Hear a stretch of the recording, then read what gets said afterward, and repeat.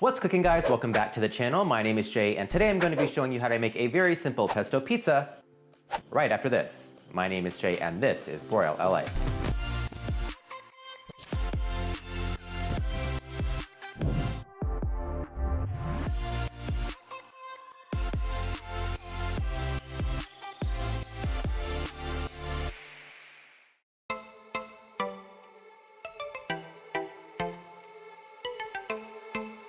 Now the first thing we need to get started on for our pizza, and if there's one thing out of this video I want you to take away from, is the pesto recipe. So in a food processor, I'm going to add 2 cups of fresh basil, along with a 1/4 cup each of pine nuts, Parmesan cheese, 1/2 cup of olive oil, along with 2 cloves of garlic, the zest and juice of 1/2 lemon, and 1/2 teaspoon of salt. We're just gonna pulse this until it forms kind of like a gritty paste.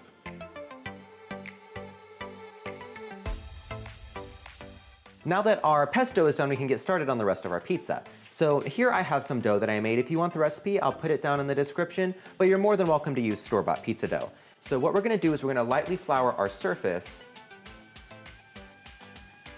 and we're gonna put our pizza dough on it.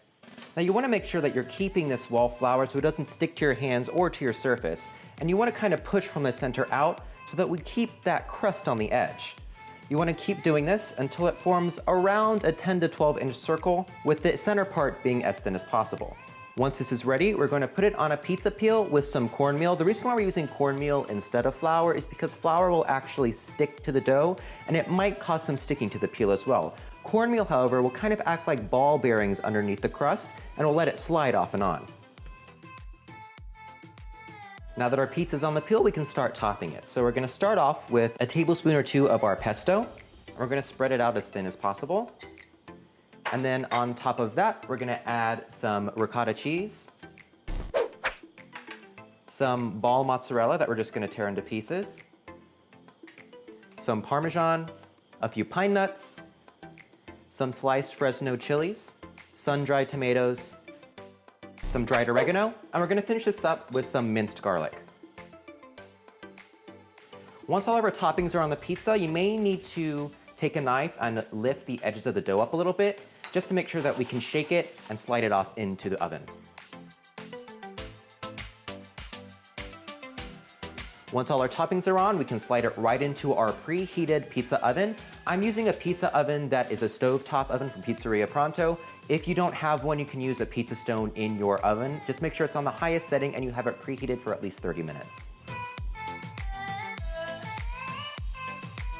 Depending on how you're cooking it and how hot your oven can get, this could take anywhere from 5 to 10 minutes.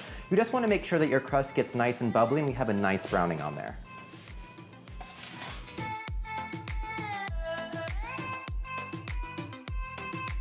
And there you have a fantastic pesto pizza recipe. As I said earlier, if there's one thing you pull from this video, get that pesto recipe. It goes great on chicken, pasta, steak, anything. Hey guys, thank you so much for watching this video. If you like what you saw, make sure to give it a like, and let me know if you have any suggestions for future episodes in the comments down below. You can click this button to subscribe to our channel and check out some of our other videos over here. My name is Jay, and this is BROIL LA.